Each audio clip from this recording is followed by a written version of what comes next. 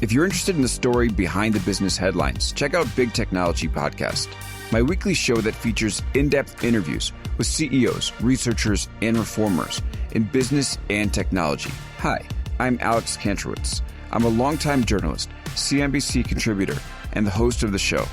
I empty my Rolodex every Wednesday to bring you awesome episodes, so go check out Big Technology Podcast. It's available on all podcast apps. Would love to have you as a listener. From LinkedIn News, I'm Jessie Hempel, host of the Hello Monday podcast. Start your week with the Hello Monday podcast. We'll navigate career pivots. We'll learn where happiness fits in. Listen to Hello Monday with me, Jessie Hempel, on the LinkedIn Podcast Network or wherever you get your podcasts. Hello, my friend, and welcome to another episode of Negotiate Anything. Thanks for spending time with us today. It's listeners like you in 181 different countries that have made Negotiate Anything the most popular negotiation and conflict resolution podcast in the world. I'm your host, Kwame Christian. I'm a business lawyer, mediator, professor, and the director of the American Negotiation Institute. Before we get started, I have two quick questions for you. Is negotiation a critical part of what you do? Do you need to resolve conflict and persuade at work? If you answered yes to both of those questions, visit our website to learn more about our negotiation workshops. We've traveled the country working with professionals just like you, and we'd love to have the opportunity to work with you too. Check out the link in the description to learn more. Frank, thanks for joining us today. Thank you. I appreciate this. I'm excited. Yeah, we're excited to have you. So how about you get us started by telling us a little bit about yourself and what you do? Yeah, name's Frank Agin. I run an organization called Spirit Business Connections, and we help entrepreneurs, sales reps, and professionals become more successful through professional relationships, business networking. Essentially, it's a weekly meeting that our members join, belong to, participate in.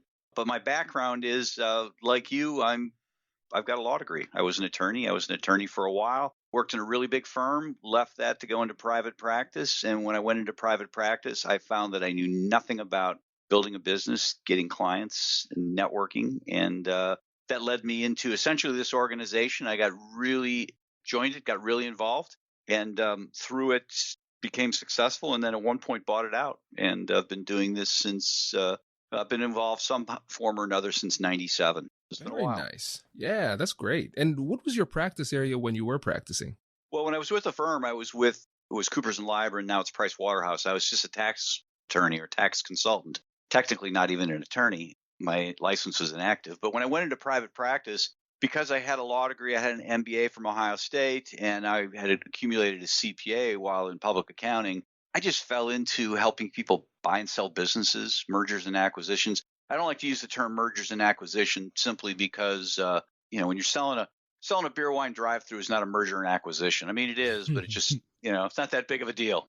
Very cool. Yeah, this will be great. And I think it's going to be especially timely given the date. It is currently March 30th in the middle of the coronavirus epidemic. It being online, we thought we knew the meaning of going viral, but now we really do know what it means to go viral. Goodness gracious. But given the circumstances, we're presented with a new situation, a bit of a new reality. So when we first discussed the content for this episode, we were thinking about networking mainly face-to-face, but now a lot of us are in a situation where we have to network virtually. So we're going to intertwine some of those tips, virtual networking as well, to make this relevant. But before we get into the content, we'll just do a quick summary of what we're going to address. First, we're going to talk about the science of relationship building. Then we're going to move toward the benefit of small talk, and then finish up with how to network with someone who doesn't want to network with you,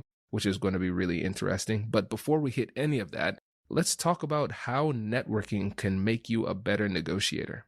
Well, it's interesting. I have listened to podcasts you've been on. You were on my podcast, and I've, followed some of the stuff you've put out there. And, there's a lot of parallels between what you talk about and what I talk about. And I guess the analogy I use is there's a house, and you're on the west side of the house looking through a window, and I'm on the north side of the house looking through another window. We're both looking into the same room, and we're seeing the same things, describing it a little different, but it's all the same stuff. And really what it comes down to is relationships are everything. Everything in life is relationships. Referrals are relationships. How we deal with our family is relationships. And the foundation of those relationships is trust. And that's true when you're talking about professional relationships, networking, and it's true with respect to negotiating. It's trust. If you don't have that relationship, you don't have that trust, it's not going to work out, right?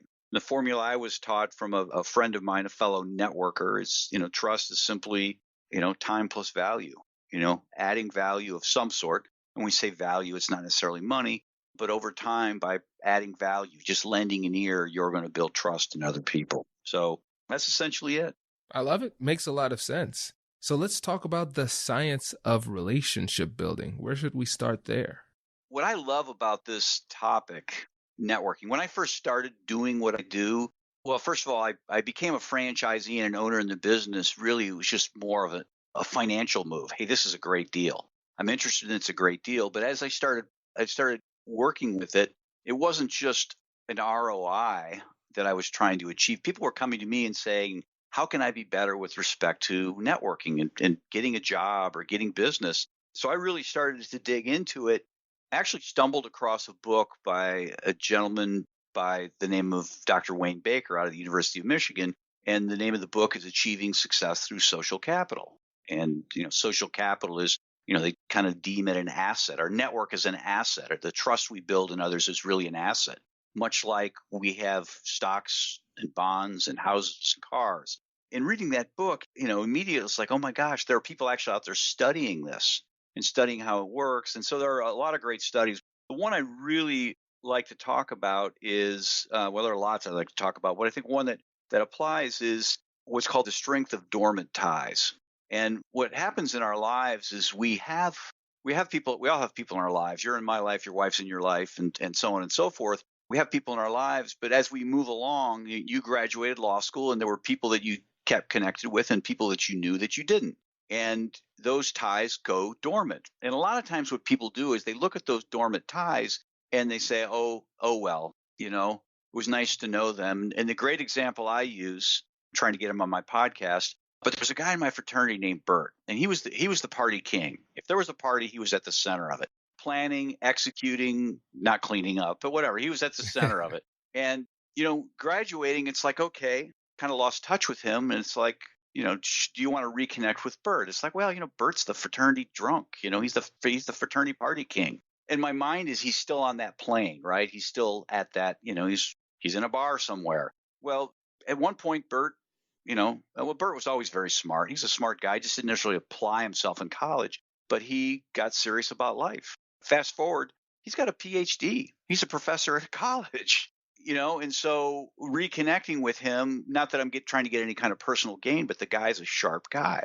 And so we think that people just kind of stay where we leave them in life, and we have to recognize that that they move along. Now, there was a study that was done. It was a cooperative study between Northwestern, George Washington University, and Rutgers, where they actually had MBA students reach out and reconnect with dormant ties to work on something that they were working on at work. These are executive MBA students, so they work during the week and were at school on the weekend. Said, you got this issue at work, reach out to somebody that you haven't talked to in a while and see if you can get some help. And they were amazed at the amount of help they could get because they were bringing to the situation a fresh mind, a fresh approach to the problem, and made them all realize that, these dormant ties, there's a ton of potential there. And really what that underscores is we build trust and we think, okay, there's a lot of effort that goes into building trust, but it truly is an investment. Bert, my friend, my fraternity brother, my college teammate, we played football together. I've lost touch with him, but I've never stopped trusting him, right? There was always that he was somebody that if I needed it, he would come through for me and vice versa. And that's never gone away. And so it was a small investment that was made in building this relationship 30 some years ago, and it's still there. And we lose sight of those really assets in our life. But so it certainly underscores trust. Right. This is really interesting. And given the time and the circumstances we all find ourselves in right now, it seems like now might be a good time to start investing in rekindling some of those relationships because people have time, a little bit more time, maybe not a little bit more focus. I think we're all very distracted, But as far as time goes, I think that might be one of the many ways we can make use of this time and make it productive. No, I absolutely agree. And I have noticed a tremendous uptick in LinkedIn activity, people looking at my profile, people reaching out to me because of time. And the problem that people, I guess the devil's advocate argument that people will throw out there is well, we have time, but we're isolated. We don't have face-to-face time. And my argument is you don't need it. You don't really need it. Does your company invest in professional development training? If you believe your team would benefit from a negotiation workshop, all you need to do is go to our website, fill out the workshop request form, and then we'll set up a time to connect. Our workshops are completely customized to reflect the specific and individual concerns faced by you and your team. Our calendar is filling up quickly, and we even have workshops scheduled for next year. If you think you might want one, I suggest reaching out soon so you don't miss out. Click the link in the description to learn more. And now, let's get back to the episode. Brace the rudders! Raise the sails! Raise the sails! Captain, an unidentified ship is approaching. Over. Roger. Wait, is that an enterprise sales solution? Reach sales professionals, not professional sailors. With LinkedIn ads, you can target the right people by industry, job title, and more. We'll even give you a $100 credit on your next campaign. Get started today at linkedin.com/marketer. Terms and conditions apply. There's nothing that says that you have to be face to face to build trust. I mean, you and I have talked several times. We've never met face to face. I feel like I can trust you. Before we hit record, I was sharing the story of a guy I met out in Massachusetts. His name is Matt Ward. He's a professional speaker, funny guy. We have talked dozens of times just on a whim. He'll shoot me a link and we'll get on and we'll do Zoom calls. 6 months, 9 months, we've kind of known each other and, joke about whatever. And he finally came to Columbus. He's a franchisee in my organization now. And you got off the plane and met him at the airport. And it was like, oh, okay. Hi, Matt. It was, he was a little shorter than I thought he was. But other than that, it's, it was like we were buds, just like I would, pick up somebody, a friend that I saw all the time from the airport. And it just goes to show that, while there's distance, just seeing somebody on the screen, talking to somebody tends to build trust. Absolutely. And it's funny, when you told me that story, it made me realize that a lot of my friends as a podcaster, I've never met in person. But then when I think about it, sometimes I have to really dig deeply in my memory to see, did I ever meet you in person or not? Because the relationship feels so close. Yeah. It's sort of like when you remember going off to college. I remember share my perspective. I went off to college and you have this new roommate that you've never met before. And I went to college in the day where you didn't know you were just paired with somebody. Now people kind of have the opportunity to get to know people, but I didn't know my roommate. I went off to a small college to play football. But my point was, in 3 days, it felt like I knew these guys forever. It felt like I could, I could totally trust these guys. And that's what, it doesn't take long to build trust. It happens quickly. Right. And so now in this new situation that we find ourselves in, where we are being legally instructed to try and stay away from people physically, what are some things we need to keep in mind when it comes to building relationships and building trust online? Well, I don't know that there's any new rules. I think people for years have been asking me. Now, mind you, I've been doing this for the better part of 25 years, and it all predates LinkedIn. And people are like, well, LinkedIn's going to kind of crush your business. And it's like, no, it's not. We had relationships before we had the telegraph. We had relationships before we had the telephone. We had the relationship before we had the internet. We had relationships before we had LinkedIn. So all technology is doing is it's allowing us to communicate faster with more people over a greater distance. That's all. I mean, we're both in Columbus, Ohio, generally speaking. You could be on one coast and I could be on the other, and we would still have this sort of relationship. So it really comes down to getting people to know you, like you, and trust you.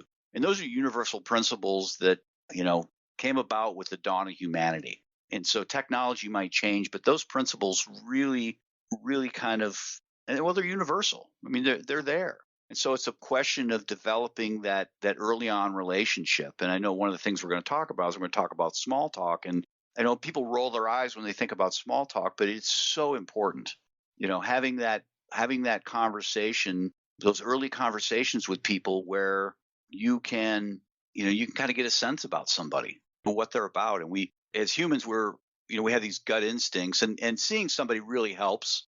People's mannerisms helps, but you can kind of tell in people's voices what they're about. And I think that's where small talk really kind of really helps out, because you don't want to jump right into brass tacks, right? I mean, when you met your wife, it didn't start off with, what kind of house are we going to get? It was nothing like that. What kind of music do you like? When's your birthday? Things like that. Right. And so let's talk about the science of small talk. Why is it so powerful? Well, it's interesting. There's a study. They did this study over in Poland. They did it at a university, Opel University. And what they did was they took a young woman, a researcher, part of the research team, and they put her on the street. And she was instructed to approach 100 women, 100 other women who were by themselves, randomly approach them. And it was only women, because if she's approaching men, you get the whole man-woman thing. It just kind of complicates things. So she was only approaching women, and they were all going to be by themselves, just so all the variables were as low as possible. And she, with 50 of the women, again, this is all done at random, with 50 of the women, she was instructed to go up to them and say, "Would you buy a candle from me?" That's all she would say. And then she would get a yes or a no. And then with the other 50 women, she would go a different route. And with the other, and again, this is all random. So, 1 and 2 might be, "Would you buy a candle from me?" And then that's the control. And then 3 through 5 might be, with the experiment. But anyhow, the experiment was simply this. She would go up to people and she would say, "How are you doing?" And they would respond, "Oh, I'm having a horrible day," or "I'm having a great day." And the researcher then would respond accordingly. "Oh, I'm sorry you're having a horrible day," or "It's wonderful you're having a great day." And then she would follow up, "Would you buy a candle from me?" Now, asking somebody how their day is, listening to that and responding is about the shortest, smallest bit of small talk you can possibly have. I can't think of a conversation that's less than that. And so what they found is that in the situations where the control, where she just went up and said, "Would you buy a candle for me?" of those 50 women, 3 bought candles.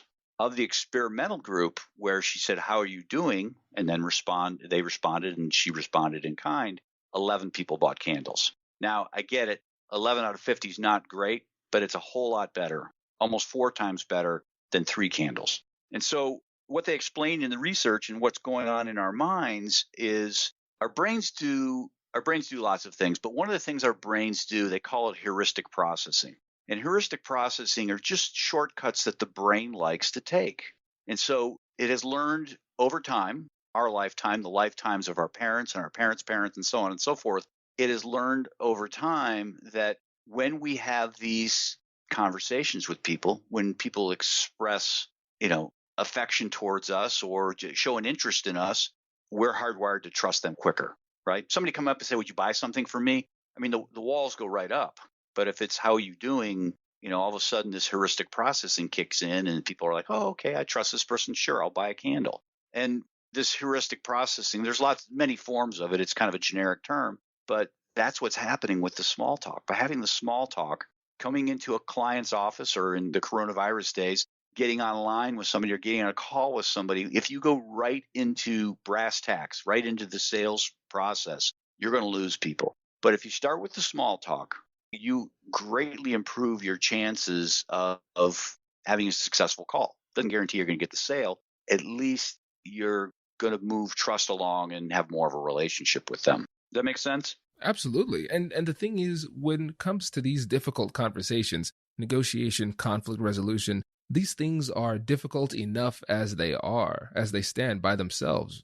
But when it comes to getting an edge in these conversations, increasing our likelihood of success, we should want to do everything within our power to do so. And I agree with you. In a lot of my workshops, I know it takes a little bit of time to get people warmed up to the idea that we're going to spend about 10 minutes talking about small talk, how to do it, and its value. But it is just that powerful, and it gives you it increases your likelihood of success. You want to increase your batting average. That's what we're doing with this. When it comes to small talk, now taking small talk as we traditionally understand it and talking about virtual negotiations or calls that we're having with people, what are some rules of thumb to keep in mind when we are doing this digitally? Well, I don't know that it's any different than in the real world. In a traditional sense, I tell people you need to get them talking. You need to get them talking. You need to get them sharing. It's not about you. Small talk is not about you talking. It's about you listening. That's the first key. Get them sharing, learn about them. And the big key to this is trying to find commonalities, trying to find things that you have in common with that person. And I do that when I'm talking with somebody. I find in Columbus, Ohio, most people aren't from Columbus, Ohio. They're here from somewhere else, and there's a story. And I try and find out where they're from and hear their story as to where, how they got there, where they're from, and if they're from Nebraska, you must be a Cornhusker fan, Now they might tell me I have no interest in sports. Okay, I know not to go down that path, but usually it's, they might, then you can have a conversation about that. So you look for commonalities. And it reminds me of a study that was done, I think it was University of California, Santa Barbara. What they did was they brought people in to do this research, and they thought they were coming in for research study on astrology, zodiac signs. And so they would bring a person in, but they would always bring two people in. One was the test subject. The other one was a Confederate, and the researcher was in the room. And they basically said, okay, we're going to do this study on astrology, but before we do that, I need you to fill out some paperwork. And the whole paperwork thing was kind of a ruse, except for the very top. At the very top, they were supposed to put their name and their birthday. And so the Confederate, the person who was in on the study, who was posing as another test subject, would always look over and see the birthday of the other person. And so when they were done filling out this questionnaire, and again, the questionnaire was totally red herring and really had no bearing on the test, on the experiment. When they were done with that questionnaire, the researcher would look at them and say, okay, what I need to do now is I've got 12 packets here, one for each zodiac sign or each astrological sign. So I'm going to need to know your birthday to give you the appropriate packet. And the researcher would turn to the Confederate first and say, okay, when is your birthday? Now, in half the time, the Confederate would say the exact same birthday as the other test subject. The other half the time, they just throw out a random date. Now, when's your birthday, Kwame? September 26th. All right, September 26th. So we're sitting there, and I'm the Confederate, and they ask my birthday, and I said, well, my birthday's September 26th. You're going to kind of bolt up. It's like, oh my God, we're twins. We have the same birthday, right? We've got this in, high five. We're the same. And the other half, it might, when's your birthday, Frank? Well, it's October 13th. Ho hum. No big deal. There's no match there. So what happened then is the researcher would hand out these packets to the different participants and say, okay, we're done. You guys, do your assignments, whatever instructions they were given. And he would leave, and the Confederate and the test subject would be in the room. And the Confederate then would turn to the test subject in each instance and say, hey, listen, I've got this literature class that I need to write a paper for. It's an 8-page paper. I'm supposed to have somebody review it and write a critique of it, just a 1-page critique. Would you do that for me? I need to have somebody I really don't know well to do it. Now, in the situations where they didn't share a birthday, about 20% of the people would say yes. In a situation where they shared a birthday, it more than doubled. And so what that goes to show you is the power of finding these commonalities with people, finding things we have in common, whether it's kids, it's sports teams, maybe it's an alma mater. I see people who, go to Miami University, oh, when'd you go? It's immediately they have this connection, can talk about bars in Oxford, Ohio. So when you have these conversations, whether in person or online, look for those commonalities, try and explore and find those commonalities. And that's a great way to go about your small talk, and that helps build trust. Again, it's that heuristic processing that makes it happen. They went to Miami University too. I've got to trust them. Right. Maybe not quite like that, but it just moves along that much quicker. Exactly. Yeah, it makes a lot of sense. And so I think this is a great time to transition into the third point when it comes to networking with somebody who doesn't want to network. And I know We've all run into that situation. So what are some solutions for that? Well, I think the point to be made here is that trust doesn't build at the same rate. And I run into this from time to time. There'll be people in our groups and they'll be looking around and seeing other people are, wow, they're getting business and I'm not. It's like, yeah, you have to understand they're selling flowers or candles, I guess, to use another example. But somebody who's selling flowers, the level of trust needed to purchase flowers is a lot lower than what a financial advisor might need. So if you're going to get your wife flowers and you've met this florist, really don't know them that well, but you need to get flowers, you're going to take a chance on that person because the risk is relatively low, right? $40-$50. It's relatively low. And if it doesn't work out, the flowers show up and they're not what you really wanted and they don't last long. It's like, okay, I'll just move on to another florist next time. I'll try something different. But if you and your wife are sitting down to meet somebody about your life savings, you're not going to move that quickly, right? You're not going to take a chance on that. You're going to really have to know somebody. And so it's important to understand that people's level of trust moves at different paces. It moves at a different pace depending upon their history. So if you're somebody who's been burned in the past, right? Once bitten, twice shy sort of a logic, that person is not going to move as quickly. So you're going to run into people who are not going to want to engage in small talk, are not going to want to, and I see this, I'll be talking with somebody, they don't want to do the small talk. They want to get right down to the brass tacks. In reality, you can't push it. You can't force it. And when I run into those situations, I just deal with it the best I can and know that I've just got to take it a little slower. Some people really enjoy that. Some people really, they enjoy kind of the relationship aspect of it and others don't. And the ones that don't, you either just need to move on from them or just try and be patient. You don't need to understand why they don't trust as quickly as you might. You just need to understand that they do. And, sometimes people don't want to share in a small talk conversation as much as somebody else. You just have to you have to take your conversation partner, your networking partner as you find them. They're not all going to be like you. Yeah, that makes a lot of sense. And I think we've all experienced that. And I'm working with LinkedIn to do a personality-based persuasion course for leaders and managers. And one of the things we talk about is agreeableness as one of the 5 personality traits, main personality traits that we're focusing on. And some people are very agreeable, they rank highly on that scale, and they are friendlier and they trust faster. But then if you are lower on the scale of agreeability, then you will be less likely to trust. And they're just people who are like that. Nature, nurture, whatever it might be, it is what it is. And you have to take people as you find them and make the adjustments. And if your response is to say, you know what, I'm going to make them love me, you're going to end up doing more harm than good, because it's like trying to fish more aggressively. You're just going to scare the fish away. That's a good analogy. That's a really good analogy. Thank you. Yeah. And so as it relates to online interaction, I know that our strategies and tactics that we use for the most part interpersonally online are going to be more or less the same when it comes to relationship building. But have you noticed anything different when it comes to the amount of time it takes to gain somebody's trust when you're building that trust exclusively virtually versus in person?